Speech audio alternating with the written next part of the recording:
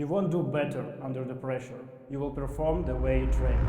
That's not just a saying, it's the turn of the battlefield. In serious trauma, the three most common tourniquet mistakes, and are the most dangerous and deadly. Mistake 1. The strap is not tight enough at the start.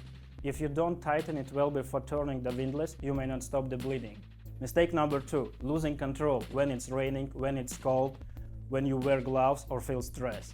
The strap can slip, the windlass can move, and the bleeding starts again, just when you think the job is done. Mistake number 3. The system is too complicated.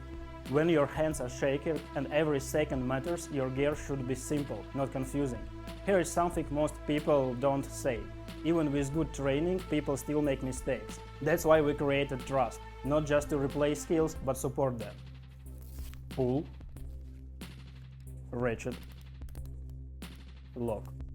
You don't need to be perfect. You don't need both hands for use. You don't need luck, because when it's dark, loud and cold, someone is bleeding fast, you don't need just any tourniquet. You need one that won't let you fail. You need trust.